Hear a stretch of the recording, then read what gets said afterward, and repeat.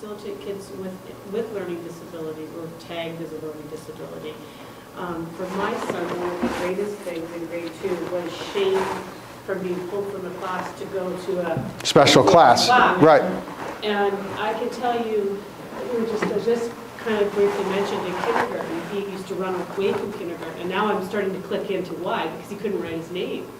And obviously it was bringing him some sort of shame, but now in grade 2, pulling him up for a resource class that we've already contemplated pulling him out of, because we have special help after school at somewhere else where he's not in his classmates' environment, and he's thriving in that one. And every other day he comes home and says, I hate that class, I don't want to go anymore. And I can tell you tonight, I'm taking him out because the shame that's associated with that. But how does a teacher then meet all those needs of the kids? That's a big question. Well, there's a lot that teachers can do to reframe this, and that's one of the things that we're going to talk, at least hopefully talk about to some degree tomorrow. I mean, there's no reason for kids to feel like there's something wrong with them because of this confusion.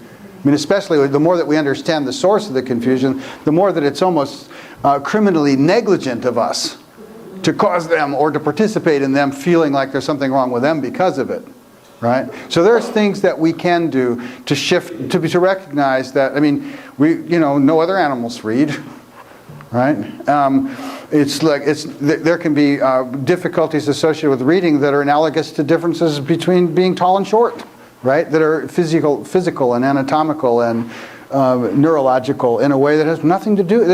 In fact, what's really clear is that for all of the children who struggle, their struggle is no way a reflection of anything about them personally.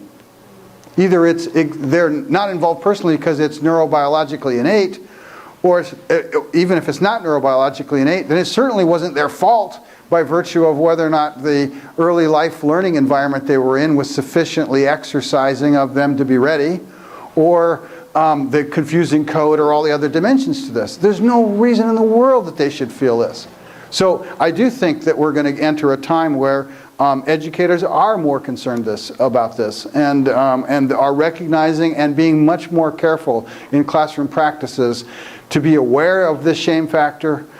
Now, what you were talking about, not to get overly specific in any one case, is it's a really difficult situation. Should a child stay in a classroom that the classroom peer pressure is going to cause them to feel bad? And that's one form of shame. There's a trade-off, right? It's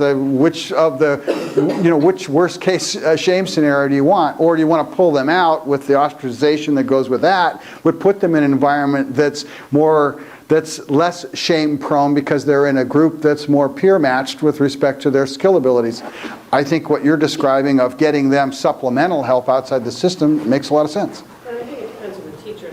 Sure it does. Sure it does. I have 4 children, so for this particular child, I know him and I know the teacher, and we work amazingly well together, so there would be no shame factor in that particular classroom. Right. If I stayed in the classroom. Yeah. I think that plays part of it. Yeah. No question that teachers can differentiate what they're doing to take into consideration these things. And no matter what we do, when we put these kids on the spot to kind of express their difficulty in public, they're going to have this kind of a feeling.